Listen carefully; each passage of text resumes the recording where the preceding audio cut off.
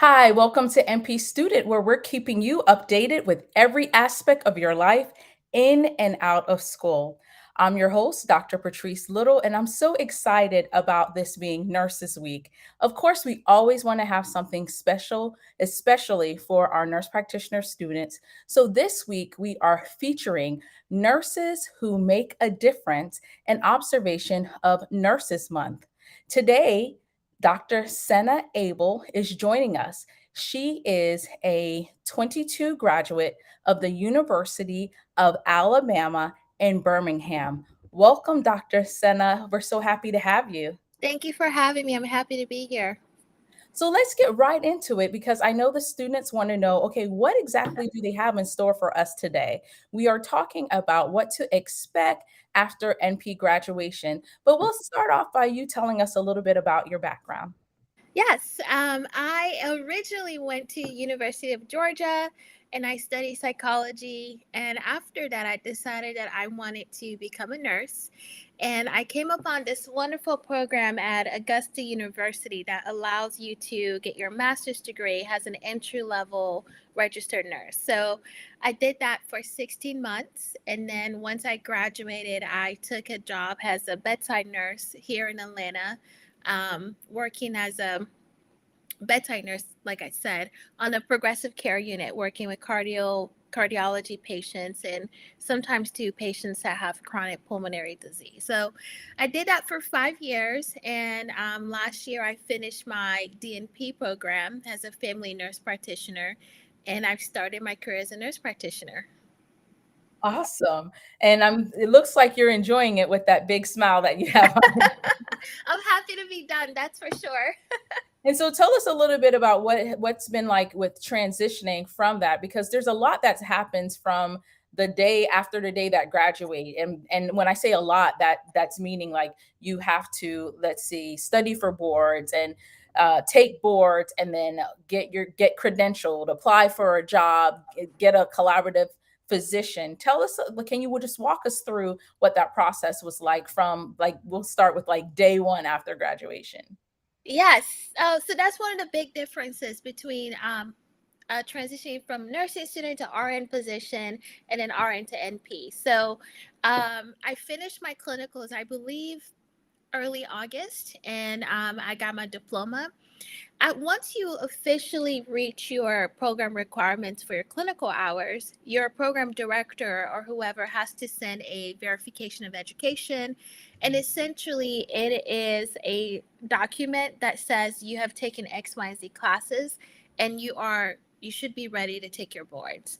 Um, that also serves as your authorization to test in a way. So once all of that is ready, it's sent over to the boards. And at that point, you have I believe, a 90-day, I can't remember right off the top of my head, window where you can schedule your exam. And so once you have your exam scheduled, at that point, it starts with studying and you pick different programs, whatever programs you want to choose. I had a little bit of a hard time choosing a program. So I did a lot of research, went on Instagram, listened to other NPs' experience with choosing what boards and how to best prepare for your boards. And I give myself about a month and a half to study for my board exams. And I had thankfully I was in a position where I was able to take some time off work, and I had a study schedule. So Monday through Friday, 8 a.m. to about 1 p.m., I was studying and practicing exam questions. So I took my boards. Once I took my boards, that was like the big sigh of relief, because it's one thing to finish your degree, but you can't work and you can't start practicing until you have your boards. So I finished my boards, passed on the first try, thank you God. And at that point, it starts you have to get your license, because your boards just gives you a certificate. Then you have to get a license via whatever state that you live in. So I live in Georgia, and I had to become licensed in the state of Georgia. And that process took about 2 weeks from when I submitted my application to when I got my official license. And after that, so when you have your certificate saying that you passed your boards and you have your license, you can start looking for jobs.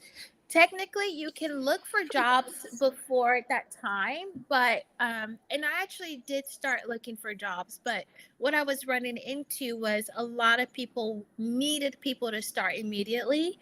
Um, and so it was like, okay, well, when are you taking your boards? It's like, I'm taking it in a month. And then you kind of start doing the math, and it's like, okay, so a month you have to take your boards, then you pass, then you have to get your license. So it was good to get out there and interview and start seeing what the job market is like. But realistically, it wasn't possible for me to even start working until I had my license. So, um, after I got my license was when I started aggressively looking for jobs and applying for positions. And then thankfully I found, I was able to get an offer and accept an offer within a month of, I took my boards in October. And by the end of October, I had an offer and I accepted it end of October. And so once I accept the job, it starts the credentialing process. The credentialing process does take a while, and that is based on where you are employed. It can take anywhere 2 to 3 months. A lot of it is out of your control. The best you can do is get all your documents in order, submit them in a timely manner, and then you have to submit it to, for us, the Georgia Board of Medicine, because they have to verify your protocol agreement. And your protocol agreement is between you and your attending physician, and it's written basically detailing all the things that you can do within your scope of practice within that specific practice. You submit it to the Board of Medicine. The Board of Medicine basically makes sure that you are in an environment that allows you to practice within your scope and you're not stepping outside of that. That is the part that can be lengthy. It takes 2 to 3 months for you to get your approval from your Board of Medicine.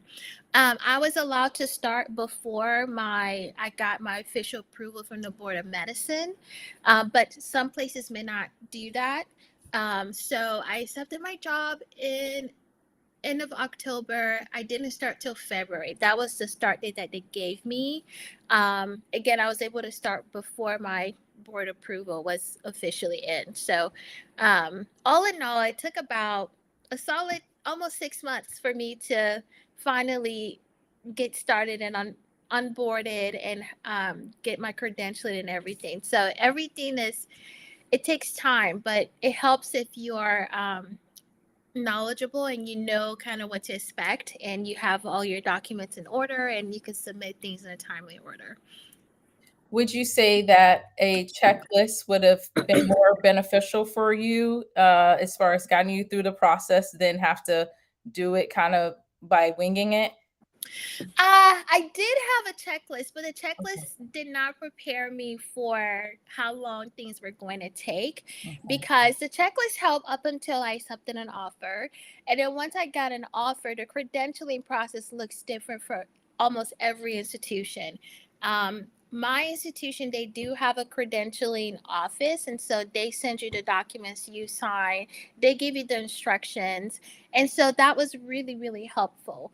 Again, everybody's kind of like, well, it'll take some time, but you don't really know how long it would take. And so I did have a checklist. My school was really good about preparing us for the next steps. And then also, there's I forget her name, Resume RX also. She Oh, had a that's list. one of my friends, Amanda Oh, Guarnieri. awesome! She's Yes, amazing. she is Resume amazing. RX. She like had a new grad like toolkit thing that Mhm, had a step by step things of what you can expect to, that you would require to start working. So mhm. that was helpful. But you don't know until you go through the process, honestly, because it can look so different for everybody depending on what state you're into. And I'm happy that you mentioned that. I wanted to pause right there in a sense that the process looks different for everyone. We always have to consider the type of specialty that you are in, whether your state is full practice authority, restricted practice, or reduced practice. And different states have different names for their composite. In Georgia, we have the Georgia Medical Composite. And that's very similar to like what a board of medicine would be for other states. So it's Mhm. very, very important that if you go to school out of state, such as yourself, that you're familiar with how it's different when you return back to your home state. So Exactly. so you mentioned that the as far as preparation, I wanted to ask what different types of tests did you use or resources did you use to prepare for boards? Yes. So I purchased the Fitzgerald um, online review. Yes. I did that, and then I believe I also used the Leak book. Those were for has a background. I'm family nurse practitioner, so for my exam, those were the top two recommendations, and they were really helpful. The Fitzgerald was good for content review, and then as I was like studying and reviewing, I realized, oh, I need a lot more help with applying the content. So lots of questions. So I purchased the Leak book. I actually had the Leak book throughout nursing, the nurse practitioner program. It was really helpful when it came to exams. So a little tidbit there. But I purchased the updated Leak book for family nurse practice certification exam. And those were the two resources that I used, and they were really, really helpful. I took the ANCC, and so when I got on the exam, I felt really prepared. I felt like I knew how to answer the question. So I highly recommend those two. But again, every student's different. I knew what my strengths and weaknesses were, and those two preparation tools were, helped me out the most. And I'm happy you mentioned Fitzgerald Review because I found that one very resourceful. Did her live course. I graduated back in, it's been a while. I've been a nurse practitioner officially for 10 years as of May of this year. Uh, And what happened is I took the Fitzgerald Review in January of 2013, and I passed boards the first time on the first try in July. So that was, wow. yes, that it worked. I took the live course, and what I did was I continued to study, Mhm. and so it really helped a lot. So we've talked about the rigorous process of transitioning really to be able to apply for a job. Let's talk about what it's been like with you in your new role. How long have you been in your first role as a new nurse practitioner? And did you experience any imposter syndrome? Yeah, so I started in officially Valentine's Day, so February 14th. It's been enlightening. I think that's the best word to use for any new experience that you have.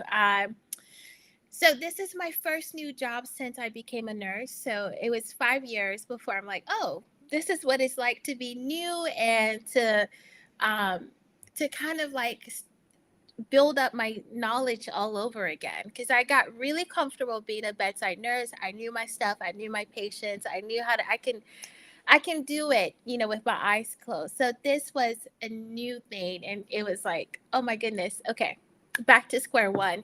So imposter syndrome is so real. It's I have to remind myself every day, like, you made it through school, you passed your exam, you worked hard to get here, you deserve to be here. There is room for, it's going to be a learning curve, but that does not mean that you are not supposed to be here. And so I have to tell myself that every single day.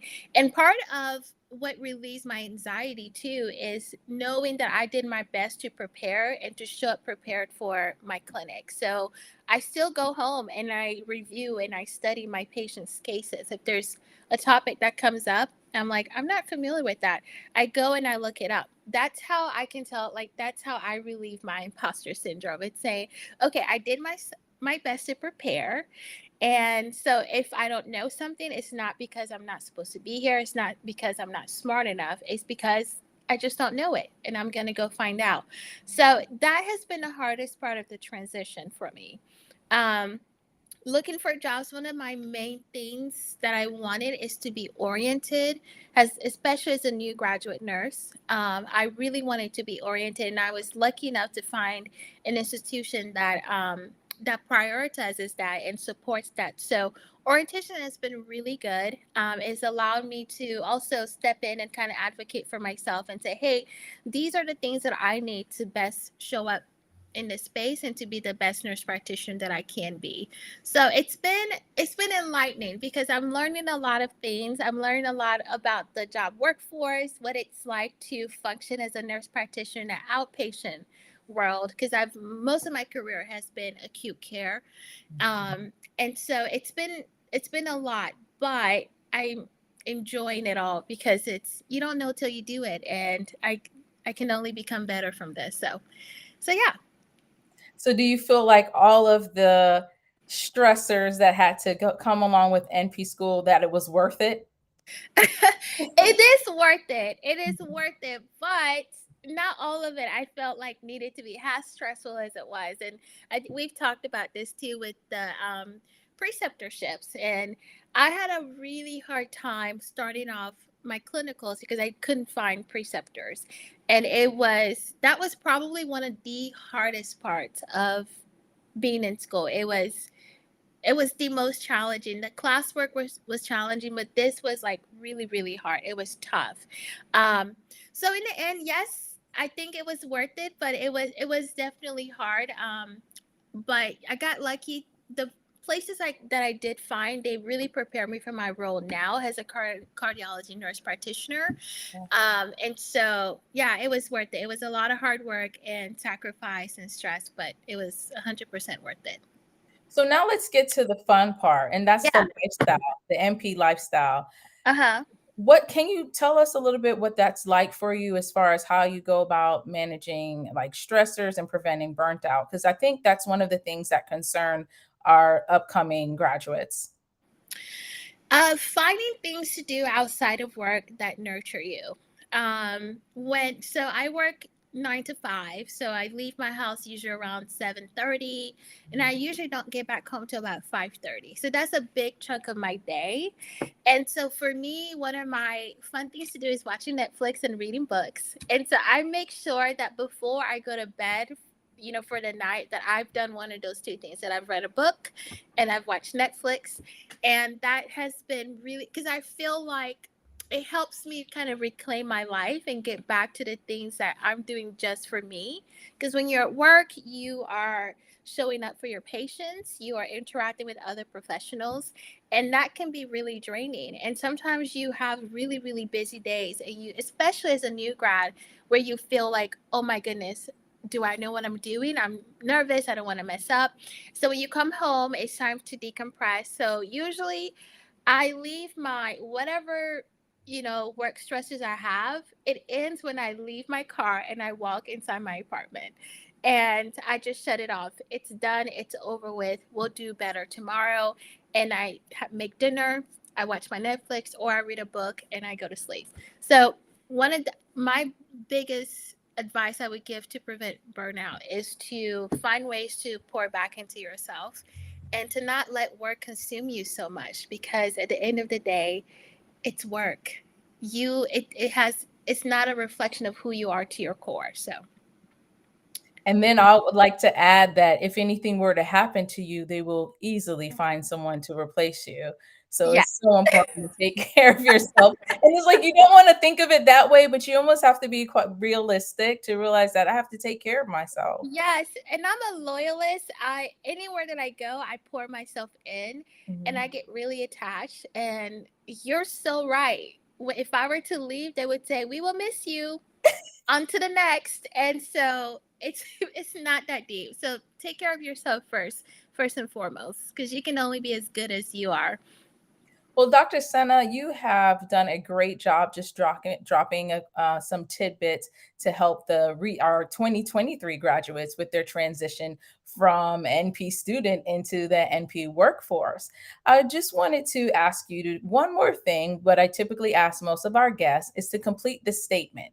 If I only knew then, basically, what would you do?